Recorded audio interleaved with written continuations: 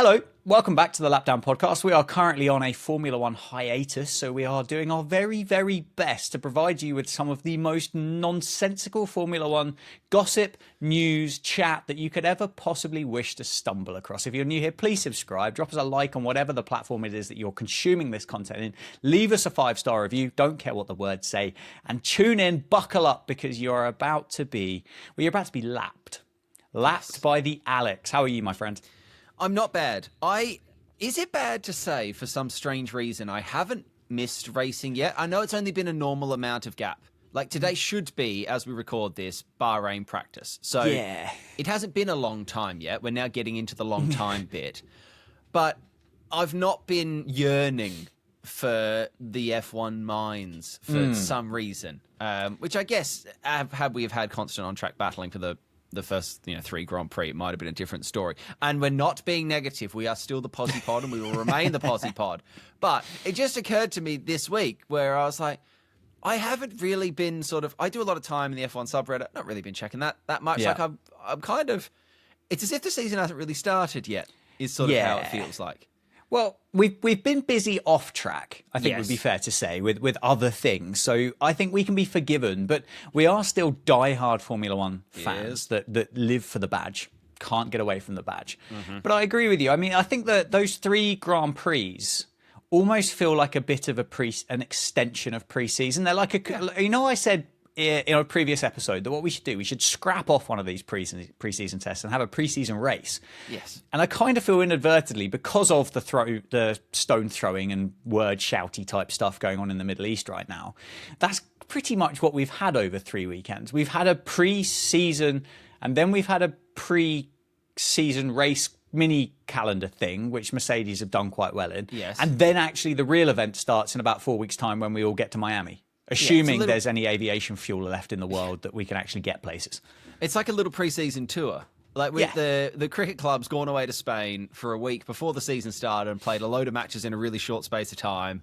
Got a little sprint in there. But it's just all pre-season friendlies is what we've done so far. Like a pilot episode for a new TV series. Yeah. Should we just scrap the points then? Should we just say they were pre-season friendlies? We'll get to Miami. Guess what, lads? That's round 1. Here we go. Let's start the season. I'd say yes, but then George and Kimmy. I also realise that I am 47 and a half points ahead of you in the Super Picking World Championship on the Lapdown Podcast. I am more reluctant to give up the points than what you may be. Yes. And what Kimmy and George may be as well. Correct. And I am basically Kimmy Antonelli right now. Yes. And then I'm Zach Brown. This is Toto v Brown. You reckon you're that good? Here. I can talk well. I've got a funny accent. Like between those two things. Yeah, fine. A lot of people dislike me. So, I've got 1, 2, 3. I've ticked off 3 boxes there. Have you ever had pumpernickel? What? Have you ever had pumpernickel? Because that's what you need to do to be Toto. It's a type of bread. Is it? It's a dense, I want to say rye, maybe. Rosie, what's pumpernickel? I could Google it. But then what would be the point in having an official thinking partner? Exactly. We've got Rosie for that. Yeah. I also like, and this is just some meta stuff, I always yell out to Rosie as if she's in the next room. Yes. Just to make it abundantly clear, don't live with Rosie. She isn't over there. I don't have an assistant. I've not buzzed through to the assistant. But I just feel like I should yell just so that she can definitely hear it. You know? Because that's how this works, isn't it? No, I think that's exactly how it works. Yeah. Wonderful. Perfect. Absolutely. Perfect. And I'm sure she's listening. Absolutely listening. Whether it's live and she can actually hear your calls. Maybe it's like pressing, which superhero had the big button? Was that Batman? The old bat signal into the sky. Yeah. Have we got one of them? A rose signal. Yes. It's just a big rose emoji.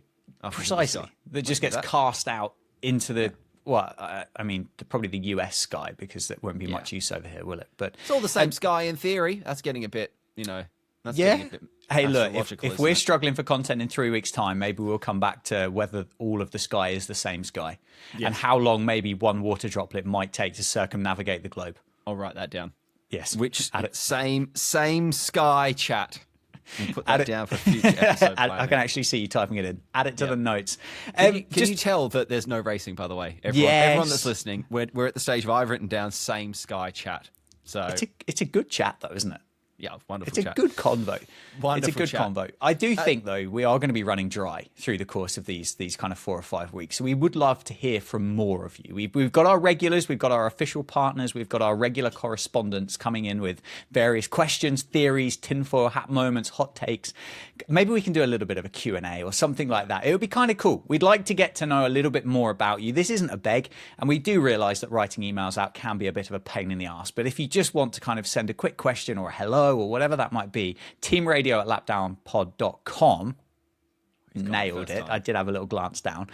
We'd love to hear from you because, as I say, I think more importantly, we're going to need something to fill the airwaves with over the next 3 weeks. But And we you can send voice notes if you don't want to type. We love a voice note because I like an accent.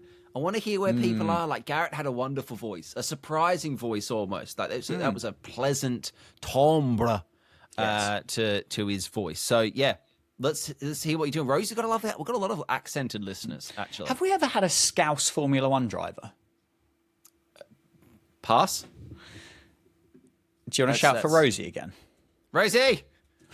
Rosie, Scouse means from Liverpool. I feel like we probably need to give some sort of... Yeah. We need to put some extra info in the prompt there because we have an American official thinking partner, which may not quite know the intricacies of...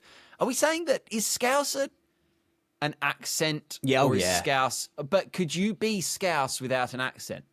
Like if I moved to Lancashire, for example, right, or for whatever reason, you know how there's like those women that woman that woke up and she had a Chinese accent all of a sudden in America, like she had. And she been trauma. in a coma or something? Yeah, head trauma or something like that. Right. Say I have some head trauma. Okay. Right? I've Ollie Behrman'd myself into the wall in Miami.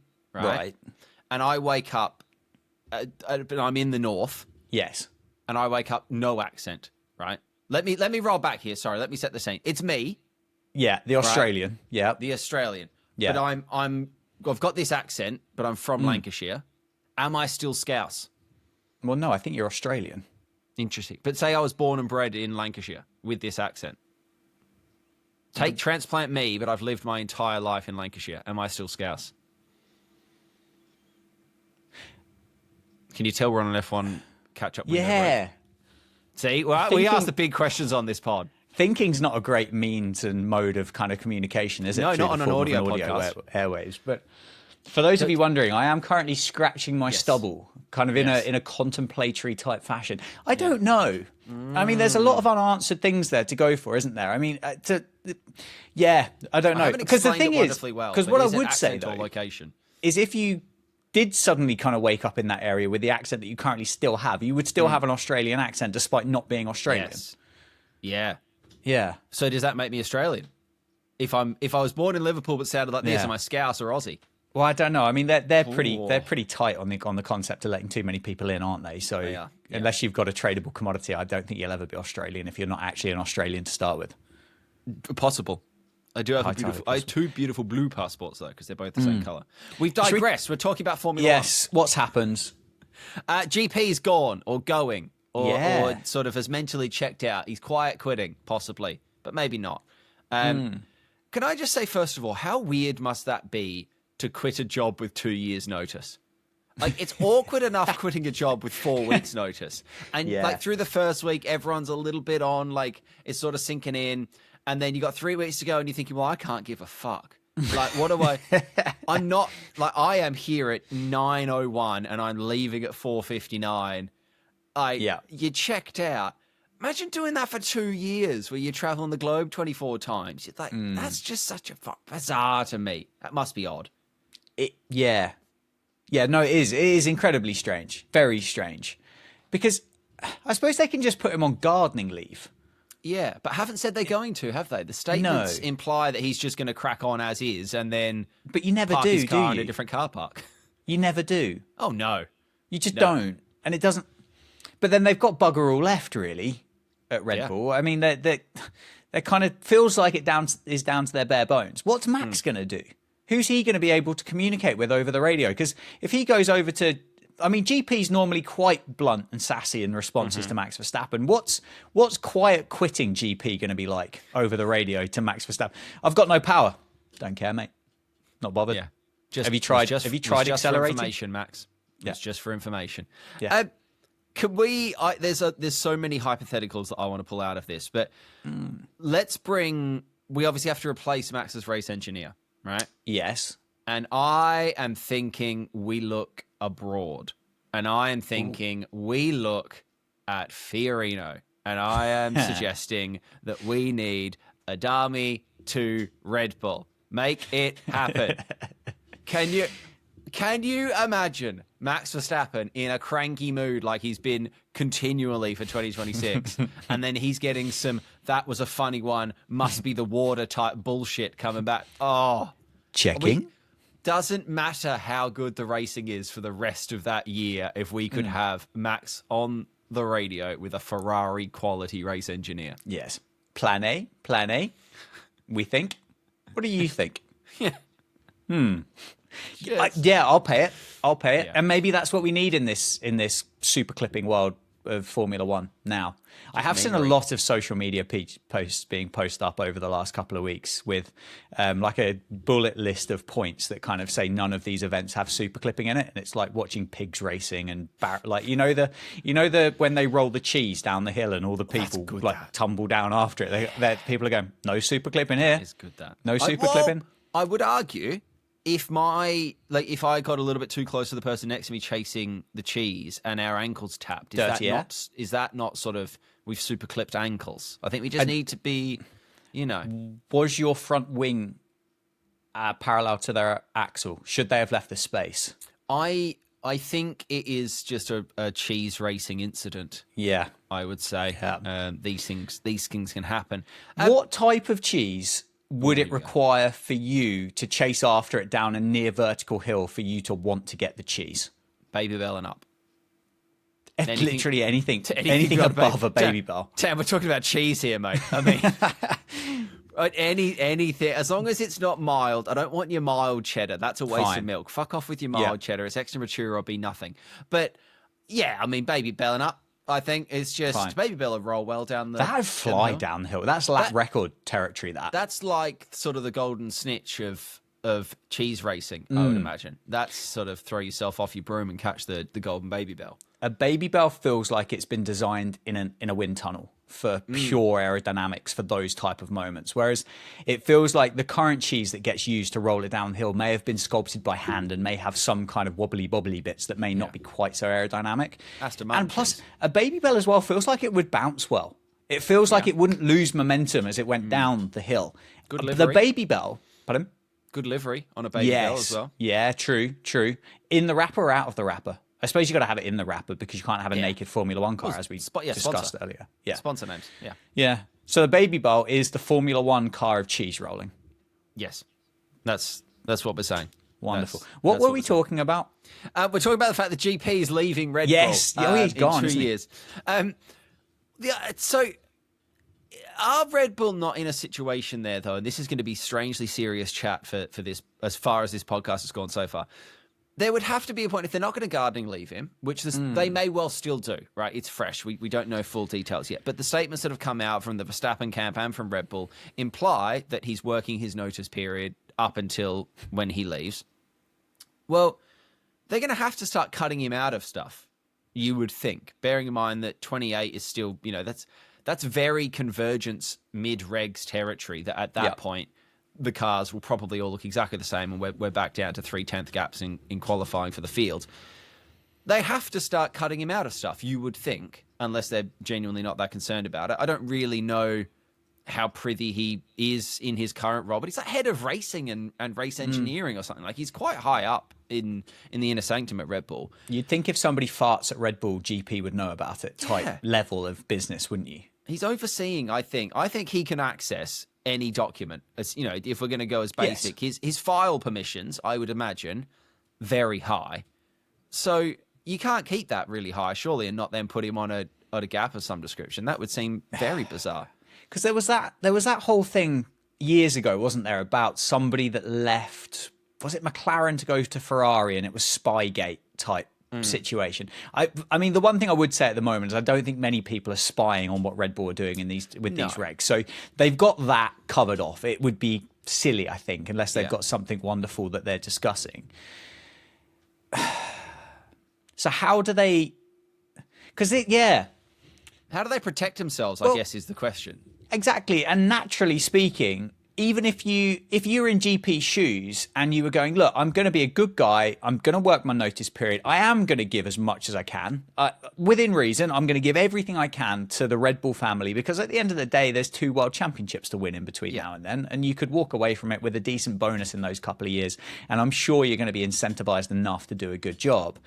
However, if he turns up at Woking or Wokingham, wherever that McLaren place is, I always get those two confused. It is a Woking, I believe. Just a singular. No pork. No hams. No pork. No pig involved.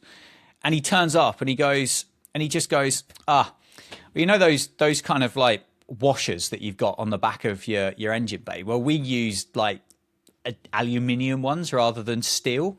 Probably be quite a good idea. How do they then decide what was taking IP from one place to the other without you walking into a new place and just going, I've had an amazing idea, I've thought about it all by myself? And if it was his idea in the first place at Red Bull, how does he stop taking his idea from Red Bull into a new place and Red Bull say that they own his idea? It sounds very muddy, mucky, and it feels like we need a Formula One version of Jerry Springer or Jeremy Kyle to sort this stuff out. Maybe not Jeremy Kyle, because people unalive themselves sometimes on the back end of that, don't they? But Springer, though, on the other hand, by all accounts, well, actually, no. I think they're all a pack of cunts, to be perfectly honest with Yeah.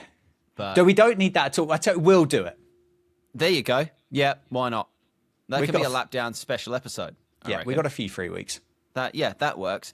It is interesting, though. That iconic Red Bull family is kind of all dead now. Oh, yeah. I saw a picture that was stuck up online, and it kind of lists off all the recognizable faces, if you like, the cast members that have sort of been written out of the show, that they've lost. Wheatley, Perez, okay, is a slightly different story. I'm going to put drivers in a different category, but I would argue that certainly in recent times, I would say Perez is is the face of that second driver seat. I would say, just probably because of his involvement in certain Middle Eastern-based races in certain seasons that we will not talk about. But they've lost Wheatley, Perez, Newey, Horner, Marco's gone, GP's going, Max is going. Let's call a spade a spade. He's not sticking about, is he? The Callum, and I can't remember his surname, and this is bad, but the number one mechanic that is now an author and a podcaster and gets up, Gornsky. And again, I would say he was a bit of a face of the franchise because he just got himself on DTS all the time, and it was a pretty recognizable looking fellow. So what's left? Now, I'm not suggesting that the entire team runs on those people. I'm sure there's hundreds of very highly skilled people at Red Bull still. But if we're talking faces of franchises and dynasties and putting this in the concept of any other sporting club, I'm not a soccer kicksman, but you take your Mourinho's out of dynasty clubs, and there was a chap, Alex Ferguson. You take him out of Man United and he's the assistant coach, and you take Cristiano Ronaldo out of Manchester United at the same time. You take all your big fish away. What you got? It's not been gradual either. It's been a very sudden guard changing. Yeah. There's a lot of different Christmases to go to, isn't there? Like it's not a case of your parents have been divorced. It's kind of all of your parents have been divorced, and then your step parents have been divorced, and your step parents again have been divorced. So someone like poor Isaac Hadjar is going to be circling around, stopping off for 7 Christmas dinners over the 3-day Christmas period in order to make sure he collects the presents that he needs to from all of his estranged parents. Yeah, I suppose at the end of the day, somebody will come in and replace them. We've already kind of seen a bit of success, haven't we, at the end of last year with, what was it, Laurent Merkeles or whatever he's called. The old Mechman. Did pretty well at the end of last year as a team principal, I think his title is. Yes. On the back end He's just new Horner now. My understanding. But I suppose how much skin have Red Bull got in the game is I guess the big question here, and maybe to kind of talk about as this matures. But how successful do they need to be for the fizzy energy drink manufacturer to remain fully interested and fully invested in it? How many years could they have of fourth in the constructors, best place finish of, say, 5th in the World Drivers' Championship before they suddenly go, you know what? I just don't really fancy this. There's some guy that's going to go and like fall out of the aeroplane from space, and we might throw some pennies at him instead.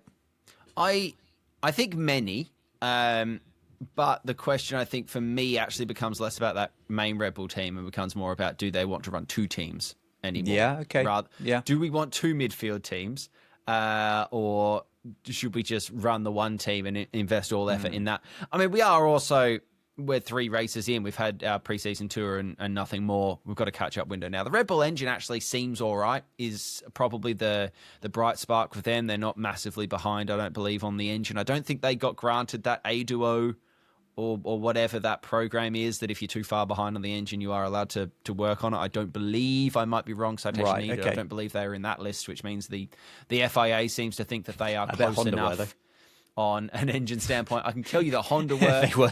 they were the list. Ferrari were as well. So Ferrari have got some development time just on a raw engine numbers thing, I believe. Could be entirely wrong. Could have it backwards. But that was, I think, what I read a week or so ago about who's allowed to do what. I mean, there's obviously still limited testing and stuff that they can do, but they are granted in the. Okay. I don't really know, and this is a slight pivot. Do we still really need an engine development freeze now? I understand why it existed before, because they wanted to let the likes of RBPT catch up, and they wanted Audi to, because Audi are making their own engines, I think, can come in and do it, and the Cadillacs and whatever, to give them a chance to properly catch up. Are we not now caught up near enough, and it should just be sweet, crack on? Like, it seems we've got a cost cap now. Why have we got a cost cap and an engine freeze and restricted testing? And there's a lot of restrictions in place that I can't help but feel like could all just be covered under the cost cap, because all of those things cost money. Yeah.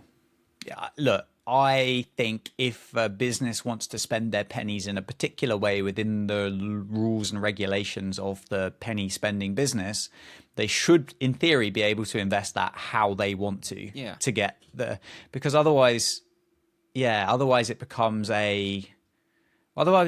closer to a single, what do you call it? A fixed spec series, doesn't it? In a sense, because you've got somebody. Off that, but it's not, but somebody's telling you what you can and can't do. And that I guess, I agree with you. Get rid of it. If you've got £1 million to spend it how you want to. If you spend it wrong, don't come back to me and tell me that you've spent your £1 million wrong and you need more of it, or you need it reinvested. No. You probably shouldn't have spent it the way you spent it. You'll get another £1 million next year, and maybe you'll have learned from your mistakes. Yeah. It's like playing the F1 game. Like, where do you want to put your R&D points? Do you want to put them into powertrain, aerodynamics, stability, marketing? Play, do your budgets. That is basically how Formula One works. That's my understanding of it. You have to do the practice sessions to get your points, to spend it in your in-game app, to then be able to unlock things on your car as you go through the season. So it is basically a Formula One simulation game. Yes, I can't argue with that. Do you think Max goes any sooner now? I'm pretty comfortable Max is going. Max is not renewing that contract because I think he's just bored and would like to go and do other things. And I think even if he was still winning, I think he would. He's gone into those other series and seemed to giggle a lot more than he giggles in F1. So he's under contract until the end of 2028. Yeah. So I realise, I'm very, very aware that you can walk away from contracts and buy yourselves out and all these other things. But technically, the paper that we're aware of is that he is under contract at Red Bull until the end of the 2028 season. He hasn't really hidden the fact that he doesn't enjoy Formula One at the moment. And I don't know, really. Because the obvious kind of rumour here is that he goes along with GP to McLaren, isn't it? That's apparently Zach would like him. Why wouldn't you? Suggestion. Why wouldn't you like kind of the best Formula One driver in the last 10 years, 5 years, or whatever the period is? Of course you'd want him in your team. Kind of strikes me, and I don't know, but kind of stinks to me as he'll just end up at Ferrari. Mm-hmm. Everybody retire, he goes Ferrari. Yeah, everybody who's been successful for a long period of time goes to Ferrari in an attempt to try and make Ferrari great again, and it never really works. Lewis is doing it. Fernando did it. Vettel did it. Schumacher obviously did it and then was successful, but everybody else, Raikkonen, who else has kind of had a little dip over there at various different points in the. Vettel had a crack, didn't he? That didn't work particularly well. Lewis had a crack that isn't working particularly well at the minute, but it is getting better. And it just feels like it's the natural progression of like a multiple world champion to end up in a Ferrari seat at some point. Do you feel like I might be wrong? I might have missed it. I don't feel like Max waxes quite so lyrically about Ferrari in such a romantic way as a lot of other drivers do. That might just be because Max doesn't come across as a particularly sort of eloquently romanticizing kind of guy. But Lewis was always very pro Ferrari seat, even while he was happy at Mercedes. I think it's pretty well documented that the whole time he was chatting about how he'd love to go and drive for Ferrari. So, but I don't feel like I've heard that from Max. And again, I might have, he might absolutely have done it, but he doesn't seem to have that same, rose-tinted glasses look at the horse than where he is now. I can just see him going and wanting to do other shaped cars, to be honest. I think he's ticked off F1, hasn't he? Yeah. Yeah, he comes across as an enthusiast or a purist for motorsport. Like, he doesn't just seem to be, I like Formula One. Yeah. Doesn't seem to be that guy. He seems interested and keen to do other things. I mean, there's a lot of other things. Did he turn around and say that rally looks a bit stupid? I think he's kind of said that in the past. Possibly. I think he has said that, like, no, this just looks like just dangerous and silly. But obviously Le Mans, it would be a massive draw. I don't really think the caliber and the cash and the level would be there to interest him to go over to the States to do anything. It kind of feels like a bit of a dumping ground for shit Formula One drivers in the IndyCar series. With the absolute utmost respect, I think there is enough evidence now to suggest that if you're a bit wank in Formula One, you'll probably be good enough to get the keys to a car in an IndyCar series. And I'm sure there are some great drivers out there. I'm sure it's good, and we might have to watch some of that over the next couple of weeks as well to fill the gap. But don't think that'll bother him. I think I could see him quite like being a Le Mans champion and kind of going, yeah, that was cool. 24 hours of Le Mans, maybe a bit of WEC somewhere else around the world, deciding what he wants to do. But yeah, Verstappen to Ferrari, I don't know.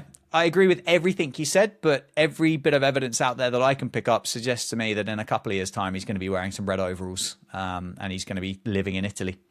I wonder whether because he's rebranded his team, hasn't he? It's gone from being Redline now to just being Max Verstappen Racing, which suggests to me he's thinking, I can just start essentially building a business that I don't even just need to be a driver. I can have a racing team, which means that if I fancy driving WEC, I can just go buy a WEC team and then put myself in it as he can jump around and do what he wants. But I can't see him anyway. I don't think I could see him going to McLaren either. That grass doesn't look as green anyway. I think that is a very sideways move. It's not going to be more money particularly. It's, Max is already on enough money that I don't think he goes money chasing contract wise. It's probably going to be the same amount. Yeah, he doesn't have to move house from what I assume he's got a new build in Milton Keynes, probably a 3-bed with a garage and an electric car charger outside and 2 solar panels on the top. Yeah. And then semi-detached. Like you said, who wouldn't take Max? But then also, I think we did briefly touch on this a few episodes back at some point, but you've got Lando and Oscar. You don't have a weak driver there. You've got 2 strong drivers that are kind of happy enough being combined number ones. Max is not going to come in and be a combined number one. He's going to want you to absolutely give him the keys to the city. I don't think Lando takes that. So I think if you sign Max, you probably lose Lando and Oscar. And then you have to go and try and fill your second seat. And then you're all in on Max, who may well retire in a year if it doesn't go well.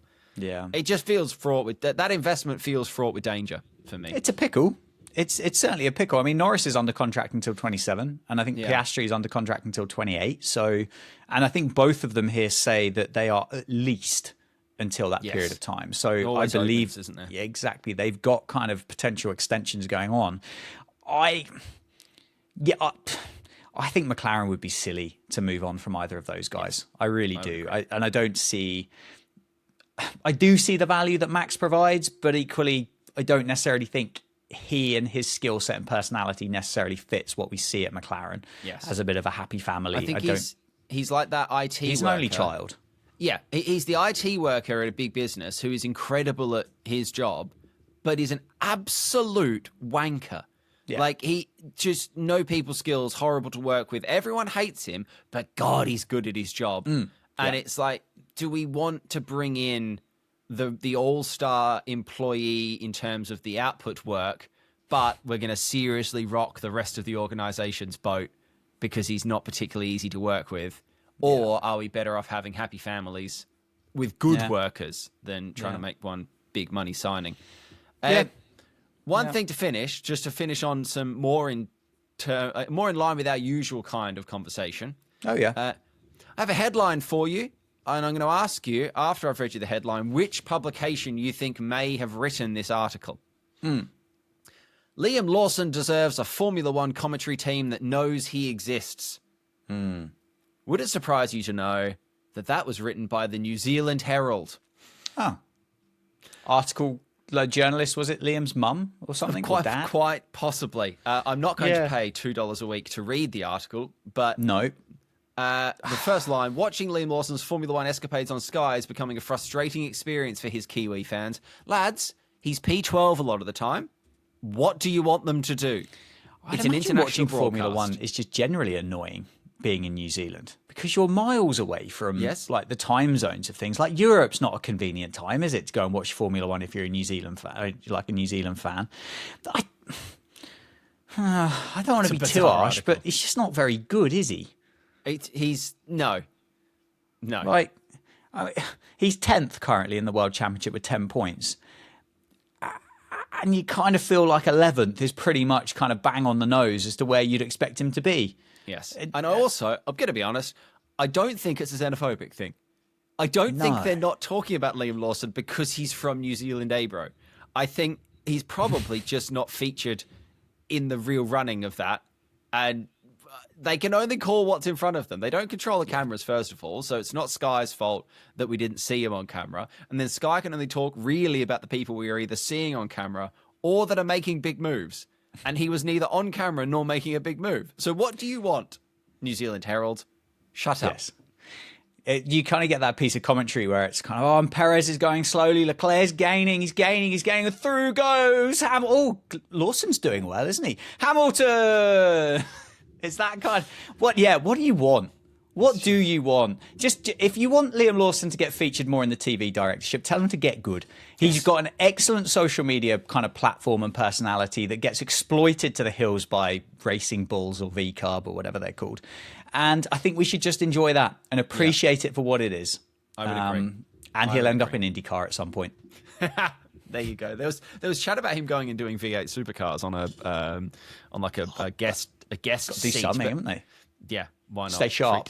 Maybe what we need to do before the end of the catch-up window is we need to have like an episode where we've gone and watched like a V8 supercars race, an IndyCar race, a NASCAR race, and a Formula E race.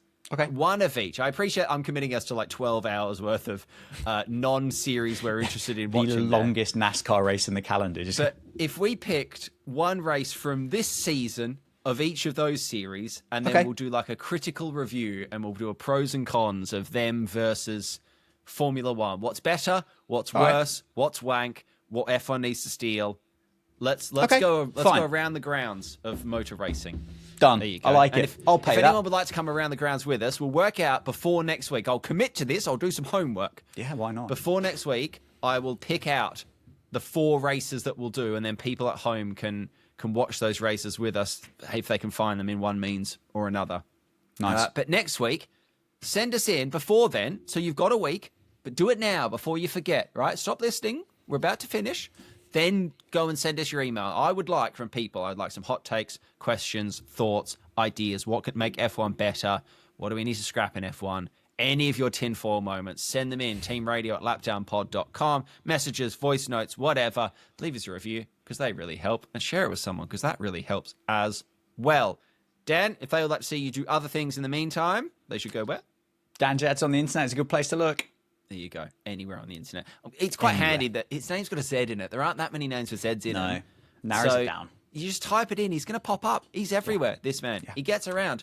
If you'd like to see me play games, twitch.tv/hey look, it's Alex. That's it from us. You're all wonderful. Thanks for listening. And we'll see you next week with some more catch-up window bullshit. Cheery bye. Bye.